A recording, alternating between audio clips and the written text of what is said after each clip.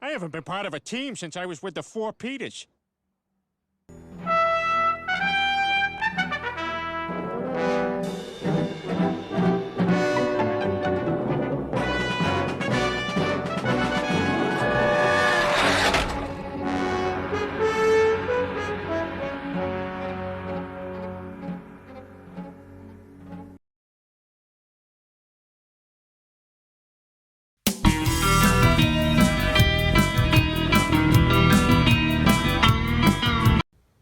So, I assume you two know each other? Hello, Gaspard. Greetings, Marquis. So, how do you two know each other? This terrible man killed my daughter! That rat was your daughter? That peasant could have harmed my horses. And why are you complaining? I gave a peasant brother of yours a gold coin. What type of people are why there's such a hatred for your race? Like I said before, it is extraordinary to me that you people cannot take care of yourselves and your children. One or the other of you is forever in the way. Because you have the money, you are a better person, you're not immune from moral obligations. Just because we don't have as much money as you doesn't mean we are less of people. It really isn't that hard to not run over people in the street. And don't get annoyed, help the family. Don't just throw a gold coin to a third party. I don't need to hear this from peasant scum. This interview is over. Well, that wasn't too productive, but at least we had some different opinions. I'm gonna stab that guy.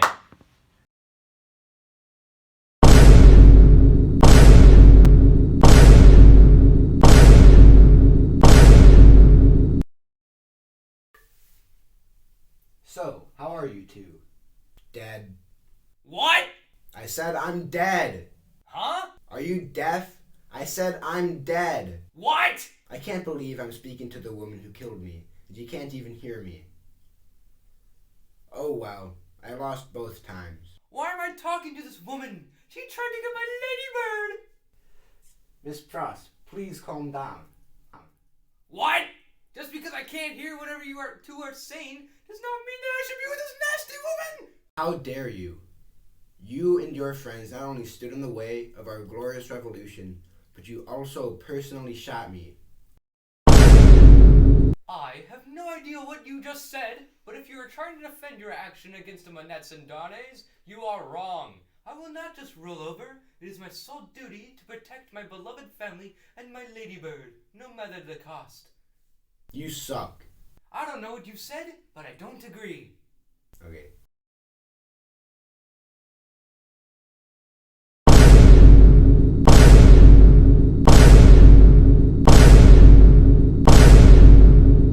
Hello, gentlemen.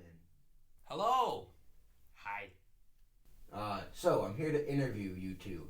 Mr. Darnay, you are the successor to the Marquis. Am I not correct? Yes, and that got me into quite a bit of trouble, you see. Even after I denounced the Marquis, those crazy revolutionaries wanted to kill me.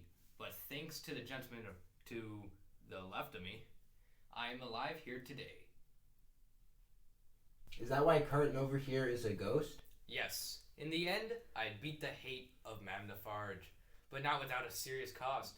While I am dead, it was worth it to see you to live the life that I could not.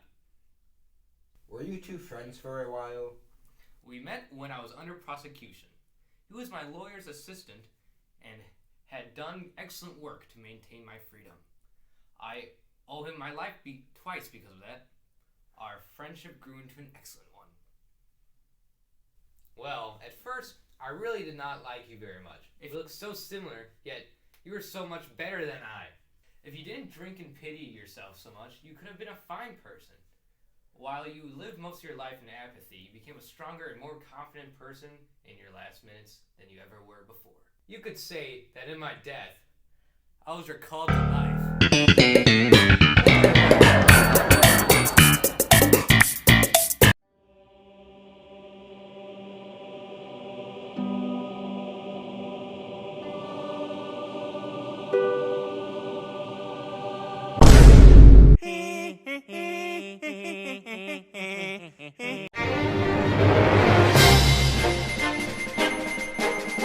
I thought it was interesting when Dickens said, The Dover road lay, as to him, beyond the Dover Mail, as it lumbered up Shooter's Hill.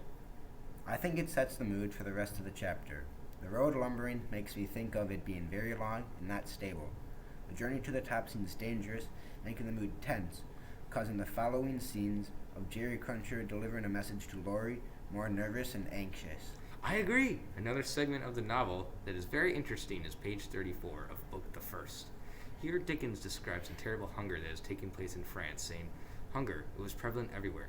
Hunger was pushed out of the tall houses and the wretched clothing that hung upon poles and lines. Hunger was patched into them with straw and rag and wood and paper. Hunger was repeated in every fragment of the small modicum of firewood that the man sawed off."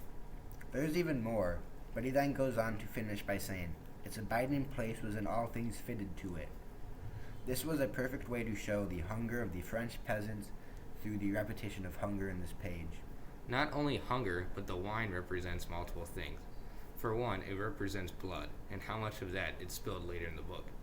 It also symbolizes the intoxicating power of the revolution, and how the revolution has gone past being ethical. Yeah, and I think that the revolution's lawlessness has peaked. When the revolutionaries put the peasant seamstress to death in the book, they contradicted their beliefs of this revolution being for the poor. I believe that was the pinnacle of their intoxication and bloodlust, and will calm down within the next 6 months.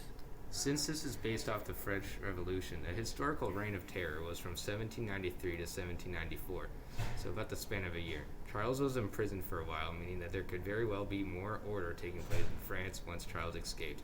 I agree.